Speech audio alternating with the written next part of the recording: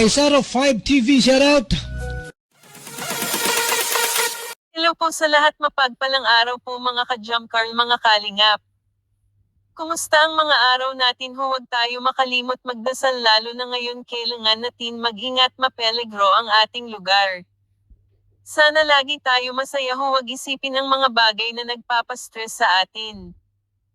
Bago ang lahat, huwag natin kalimutan suportahan ang tao nagbigay ng lakas at saya sa programang Kalingap, Kuya Val Santos Matubang, isa sa malaking dahilan na marami na natulungan na kapwa natin nangangailangan walang-wala sa buhay. Suportahan po natin sila araw-araw para lalong lumawak, dumami pa ang kanilang matulungan. Kuya Val Santos Matubang, Kalingap Rab, Ma'am Edna. Kung hindi dahil sa Family Matubang, hindi natin makikita at masubaybayan ang mga tao nagbigay sa ating kaaliwan, wala tayo mapaglilibanggan, wala tayo mapapanood at wala rin tayo mapagkukuhaan. Laking tulong ang Kalingap, lalo na sa mga reactor na sumikat na rin dahil sa pangunguna ni Kuya Val. Magpapasalamat din tayo sa mga mabubuting sponsor dahil malaki din ang ambag or tulong ng ating mapagmahal mga sponsor. Sana lagi kayo ipagpapala sa inyong mga nagawang kabutihan sa kapwa nangangailangan.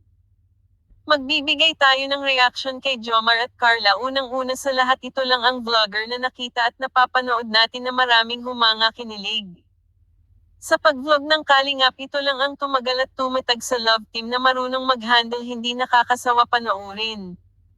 Sa mga action ng Jump Carl, may mapulot kang aral, lalo na sa mga kabataan ngayon, ganito dapat ang tularan. Mula sa umpisa hanggang ngayon, marami pa rin humahanga sa kanilang ginagawa. Magaling talaga si Jomar at Carla magdala ng kanilang personality, mapatotoo man o love team. Ipagpatuloy lang ninyo mga BB Love ang inyong pagpapasaya sa maraming tao, huwag kayo magbago dahil marami kayo napapasaya.